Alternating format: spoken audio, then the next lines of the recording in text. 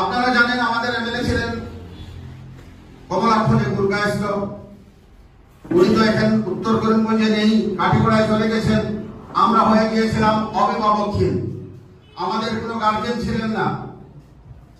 আমরা বিরাটভাবে দুশ্চিন্তাগ্রস্ত ছিলাম যে আমাদের করণীয় কি, দক্ষিণ করিমগঞ্জের মানুষরা আমাদেরকে সহজভাবে গ্রহণ করতে পারবেন কিনা, সেটা নিয়ে আমরা দুশ্চিন্তাগ্রস্ত ছিলাম। তাই উত্তর করিমগঞ্জের যারা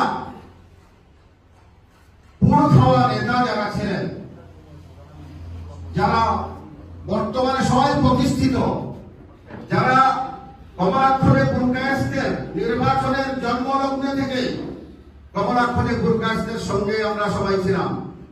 আমরা সবাই একত্রিত হই। আমরা 15-20 জন উত্তর করিমগঞ্জের প্রতিষ্ঠিত ব্যক্তি, যারা গত 15 বছর কমলাক্ষণে গুরগায়স্তের সঙ্গে ছিলাম, আমরা সবাই একত্রিত হই এবং আমাদের মধ্যে আলোচনা পর্যালোচনা শুরু হয়। আর আমাদের আলোচনাই ছিল যে আমরা এখন কি করব, দক্ষিণ করিমগঞ্জের সঙ্গে আমরা কিভাবে কি করতে পারি।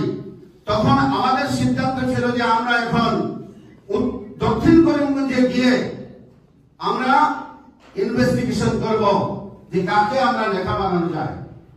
তাই আমরা প্রথমে দক্ষিণ করিমগঞ্জের আনাচে কানাচে গ্রামে গঞ্জে আমরা ঘুরে বেড়িয়েছি, মানুষের মত নিয়েছি এবং সেখান থেকে আমরা বুঝতে পেরেছি, আমি কারো নাম উল্লেখ করবো না, বিশেষ করে এমন একজন নেতা, বলিষ্ঠ নেতা আমাদের উত্তর করিমগঞ্জ, যার কথা আমরা মানুষকে জিজ্ঞেস করেছিলাম, সবাই বললেন উনি তো এখন অসুস্থ। আপনারা বুঝতেই পারছেন অসুস্থ।